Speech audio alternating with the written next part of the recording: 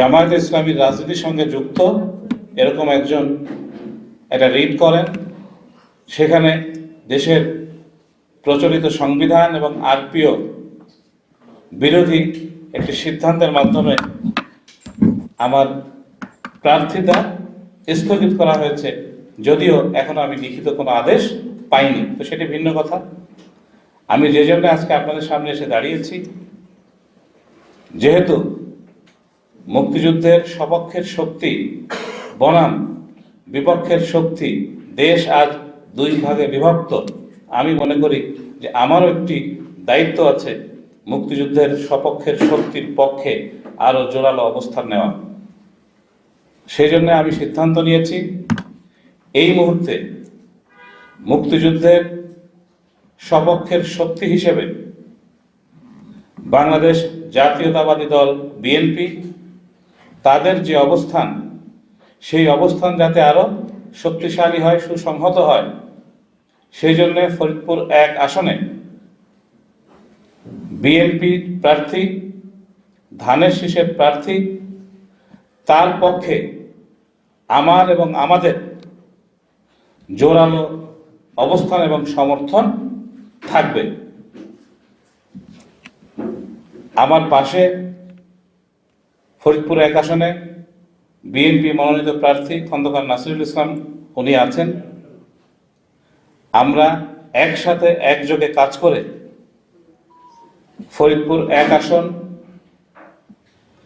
ধানের শীষের প্রার্থীকে বিজয়ী করার মাধ্যমে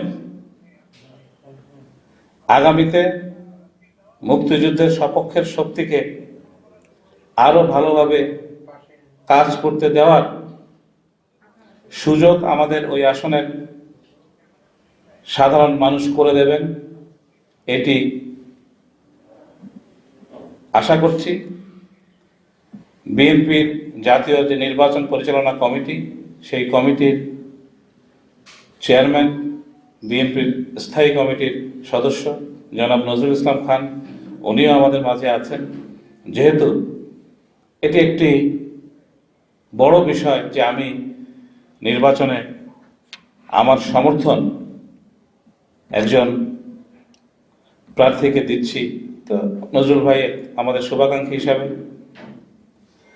মুরব্বী হিসাবে উনিও আমাদের দোয়া করেছেন ভবিষ্যতে আমরা একসাথে একযোগে কাজ করব। মানুষ মাত্রই ভুল করে, হয়তো বিএনপির যিনি প্রার্থী আছেন তারও অনেক ভুল ত্রুটি, এটা নিয়ে অনেকে অনেক কথা বলেন এবং বলবেন। তো আমি দায়িত্ব নিচ্ছি একসাথে একযোগে কাজ করতে গিয়ে ওনার যাতে ভুল ত্রুটি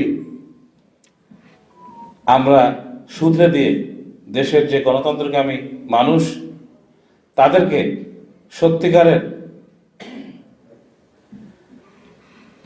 পথ চলা, সেখানে আমরা সহায়ক শক্তি হতে পারি। আজ দেশ যে যুগ সন্ধিক্ষণে দাঁড়িয়ে দেশের বিভিন্ন আসনে অকাতরে কালো টাকা ছড়ানো হচ্ছে, দুঃখের বিষয় ইনসাফের কথা যারা বলে তারাই সবচাইতে বেশি বেইনসাফি করছে। ফরিদপুর 1 আসন মুক্তিযুদ্ধের অন্যতম একটি সূতিকাগার, সেই আসন অবশ্যই মুক্তিযুদ্ধের বিরোধী কোনো শক্তি মাথা তুলে দাঁড়াতে পারবে না, এটি আমার বিশ্বাস। আমার এই সিদ্ধান্তের মাধ্যমে আমার যারা কর্মী, সমর্থক, শুভাকাঙ্ক্ষী, তারা যদি কেউ কোনো কষ্ট পেয়ে থাকে, আমি তাদেরকে অনুরোধ করব দেশের বৃহত্তর স্বার্থে আমাকে এই সিদ্ধান্ত নিতে হচ্ছে। আপনারা আমার এই সিদ্ধান্তের সঙ্গে আশা করি সহমত পোষণ করবেন এবং ধানের শীষের প্রার্থীকে বিজয়ী করার মাধ্যমে